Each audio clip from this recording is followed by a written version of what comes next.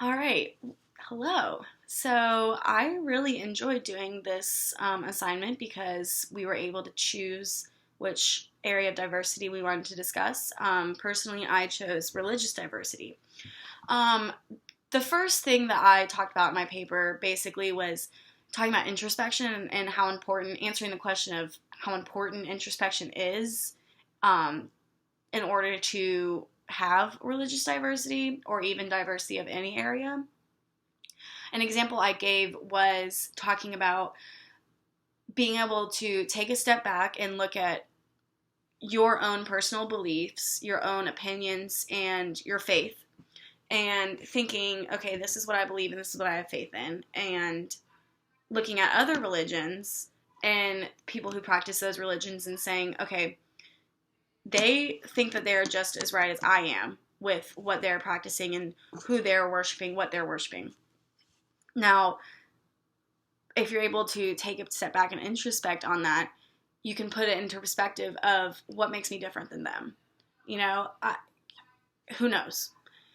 So that was one of the first things I talked about, and I think that was I really liked making that point because that's kind of what the process I went through for realizing and understanding as much as I can about diversity.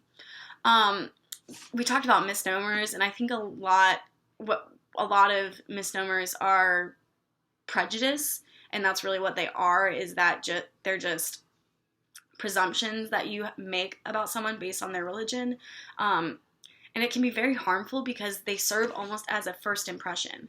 So if you have never met someone in a Jewish or someone who practices Hinduism, but you have preconceived notions about them, that's prejudice.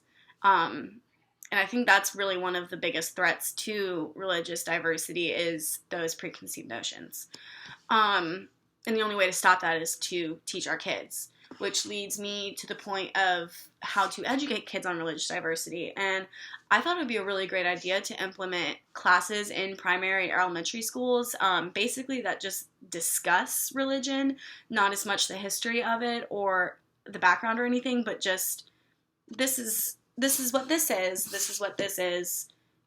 You know, you can identify with either of them, and that doesn't make you a bad person or, open for judgment.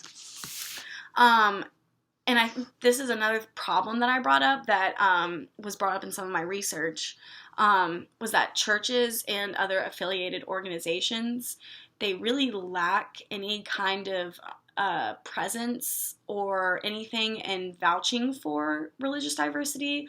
And it's really because, they're not going to want you going and looking at other religions and then start questioning your own, which makes sense. And I think that's what draws a really fine line here, is because it really tests people with their religion. And it tests people with how they can treat others, even when their grounded morals are different, which we still need to be treated with respect no matter what. And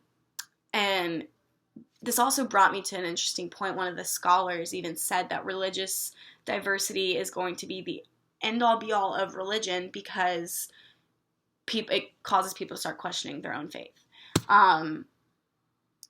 That I think it's a very interesting point and something to really mull over, which I have been doing.